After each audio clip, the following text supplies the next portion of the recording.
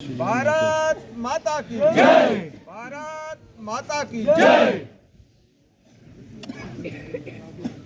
जैसा हम सब जानते हैं, श्रीनगर के अंदर पहलगांव में जो सैलानी थे, जो सब कुछ भूल करके एक मनोरंजन का साधन बना करके श्रीनगर की जगह जगह में जाकर के वो घूम रहे थे, ऐसे निहत्थे व्यक्तियों को आतंकवादियों ने अलग करके और उनका नाम पूछ करके उनकी हत्याएं की हैं।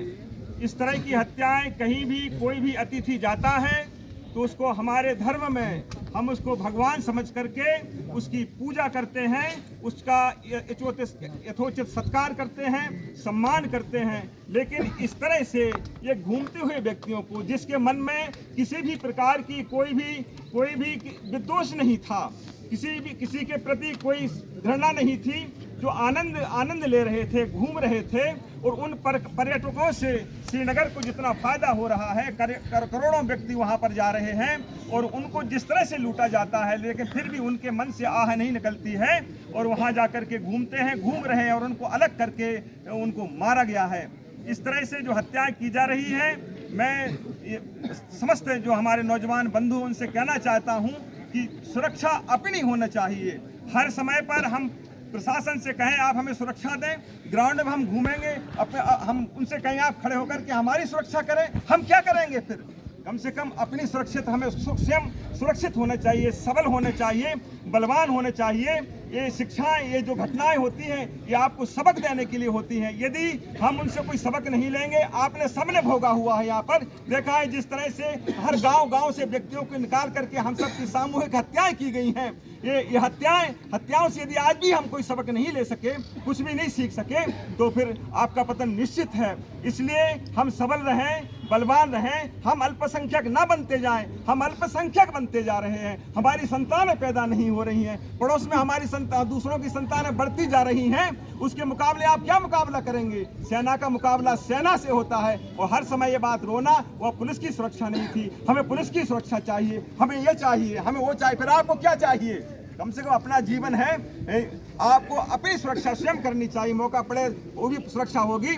भारत सरकार से मैं निवेदन करना चाहता हूं कि इस जघन्य जो हत्याकांड हुआ है उसका उचित मुकाबला किया जाए और उन हत्यारों को दंड दिया जाए। जो आतंकवाद चलाने वाला देश पाकिस्तान है, उसको ऐसा सबक सिखाया जाए जो हमेशा के लिए उसके मन से हमारा देश है, वो हमारा टुकड़ा है। यदि कोई कहे श्रीनगर किसी के बाप का नहीं है, अनंत काल से, सदियों से महर्षि कश्यप की भूमि रही है। हम सब वहाँ पर, हमारे हर चीज़ है, मठ है, मंदिर है, हमारी सभ्यता, हमारी संस्कृति है, जो एक दिन की सभ्यता संस्कृति नहीं है। यदि कुछ लोग वहाँ पर ज़्यादा बढ़ गए हैं, इसका मतलब ये नहीं होता है कि आपकी सब कुछ हो गया, आपकी सब कुछ नहीं हो सकती है। भारत सरकार से मैं निवेदन करता हूँ, श्रीनगर को बचाने के लिए, इस जम्मू कश्मीर को बचाने के लिए पाकिस्तान के ऊपर उचित कार्रवाई करें, जिससे उसको बोलने के लिए उसका सिर इस तरह से कुचला जाए, जैसे एक सर्प का हम सिर कुचलते हैं, उसी प्रकार से उसका सिर कुचल दिया जाए। जो हमेशा के लिए जो झगड़ा है, टंटा है, मिटा दिया जाए।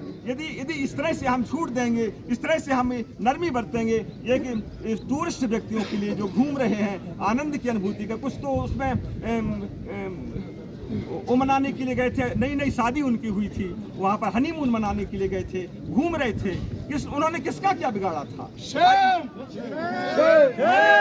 नहीं बिगाड़ा है। लेकिन इस तरह से एक निर्दोष व्यक्तियों को सामने पकड़ करके उनको गोली मार दी जाए, कितनी जघन्य हत्याकांड है। इसकी मैं कठोर शब्दों में निंदा करता हूँ और भारत सरकार से पुनः निवेदन करता हूँ, ऐसे आताताइयों को इनका यही दंड है। अग्निदौ गर्दस्य शस्त्र पाणी धनापहा क्षेत्रदाराप हरताचा। खेत से हाथाताई ना, जो आताताई होते हैं, उनका वध करना ही धर्म कहता है। इसलिए उनका वध किया जाए, उनको मारा जाए। बोलिए भारत माता की जय। वाक्यों के साथ मैं अपनी वाणी को विराम देता हूँ।